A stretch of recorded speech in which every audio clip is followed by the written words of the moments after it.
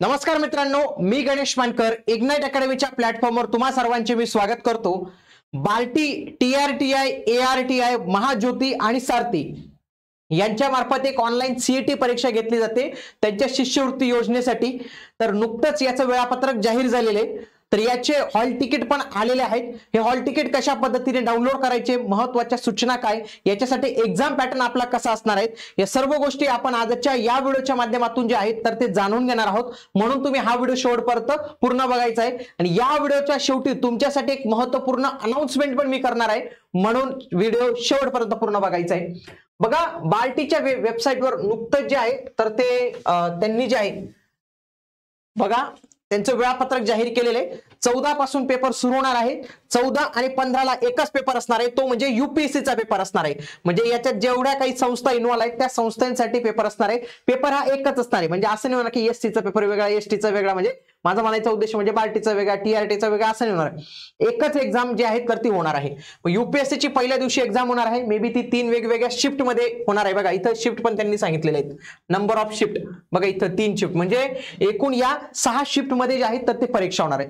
तुमच्यासाठी एक महत्त्वाची अनाउन्समेंट म्हणजे आता आपण काय करणार आहोत, यूपीएससीचा पहिला पेपर झाल्यानंतर त्याचा आपण एक्झाम अनालिसिस घेणार आहोत मित्रांनो। म्हणजे कसा होता पेपर आणि कोणते प्रश्न विचारले, म्हणजे याच्या माध्यमातून काय होईल की पुढच्या शिफ्टचे जे उमेदवार असतील त्यांना तो फायदा जो आहे तो होणार आहे, कारण की त्यांना याच्या माध्यमातून नेमकं कसा पेपर होता, काय होता, या सगळ्या गोष्टी तुम्हाला आपल्या या चॅनलवर माहिती होणार आहेत। म्हणून तुम्ही हे चॅनल जे आहे तर ते आजच जॉईन करून ठेवा। बघा यूपीएससीचा झाला, बघा 14 आणि 15 ला जे पेपर आहेत ना त्याचं हॉल तिकीट आलंय फक्त, म्हणजे बाकी कोणी म्हणेल सर माझं कंबाईनचं आलं नाही, बाकीच्यांचं आलं नाही, लक्षात घ्या आता फक्त 14 ला आणि 15 ला ज्यांचा पेपर आहे त्यांचंच हॉल तिकीट फक्त आलेलं आहे, हे लक्षात घ्या।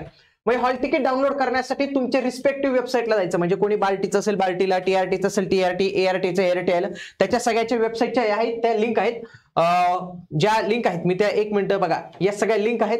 या लिंक जमलं तर कमेंट मध्ये देतो, कारण की कमेंट मध्ये काय होतं आता लिंक आहे ना ओपन होत नाही, पण या आपल्या टेलिग्राम ग्रुपला जे आहे ना या सगळ्या लिंक आपण शेअर केलेले आहेत। आपलं इग्नाइट अकॅडमीचा टेलिग्राम ग्रुप जॉईन करा, तिथून तुम्हाला ही लिंक मिळून जाणार आहे।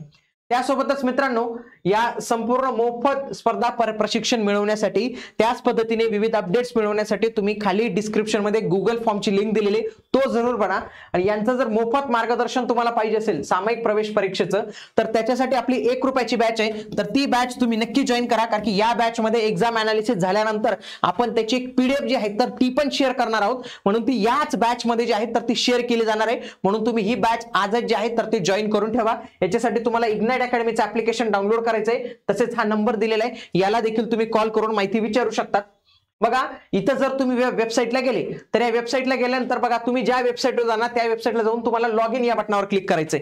लॉग इन या बटनावर क्लिक केल्यानंतर काय होईल माहितीये का, की तुम्हाला इथं तुमचं ईमेल आयडी आणि पासवर्ड असेल तर त्याला तुम्हाला फक्त इथं साइन इन जे आहे तर ते अशा पद्धतीने करायचंय।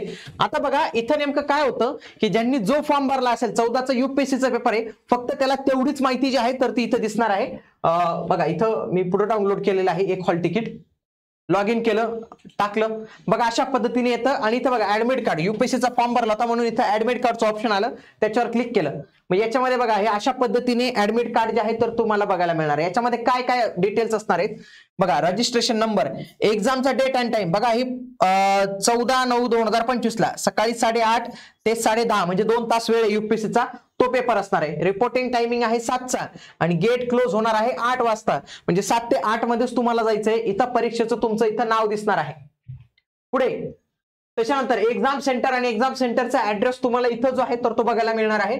त्याच्यानंतर तुमचं इथं पूर्ण नाव असेल, आधार कार्डचा शेवटचे 4 डिजिट दिसतील, कॅटेगरी दिसेल म्हणजे मेल फिमेल दिसेल, दिव्यांग आहेत का नाही, त्याच्यानंतर इथं डेट ऑफ बर्थ असेल, इथं तुमचा फोटो असेल, इथं तुमची साईन असेल, बघा ही साईन तुम्हाला करायची आणि फोटो तुम्हाला जो आहे तर तो चिपकवायचा आहे, ओके। आणि इन्व्हिजिलेटरची साईन इथं तुम्हाला बघायला मिळणार आहे। त्याच्यानंतर इथं काही त्यांनी सूचना ज्या आहेत त्या दिलेल्या आहेत, तसेच तुमची इथं साईन इथं करायची आहे, तर अशा पद्धतीने। त्याच्यानंतर महत्त्वाच्या सूचना जर पाहिल्या तर त्यांनी काय सांगितलं की या ऍडमिट कार्डची तुम्हाला प्रिंट घेऊन जायची, कलर वगैरे असं काही नाही म्हटलेलं, पण तरी पण कलर घेऊन जाऊ आपण, चला एक प्रिंट सांगितलेली, त्यासोबतच फोटो प्रूफ पाहिजे आणि त्या फोटो प्रूफची प्रिंट पण पाहिजे, म्हणजे झेरॉक्स पाहिजे, लक्षात घ्या, photo copy of the admit card and the passport size photo पण पाहिजे। त्यासोबत तुम्ही आधार कार्ड घेऊन जाणार असाल, आधार कार्डचा पण फोटो पाहिजे। महिलांनी लक्षात घ्या, तुमच्या नावात बदल असेल, विवाह प्रमाणपत्र, गॅजेट तुम्हाला घेऊन जायचं आहे।